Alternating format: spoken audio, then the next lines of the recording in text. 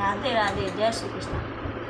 एक ननद थी, उसकी भाभी बहुत अच्छी थी। उसे वो अपनी भाभी को भात में बुला रही थी और भाभी के लिए क्या भात लिखा है उसने, इस बात को सुनो।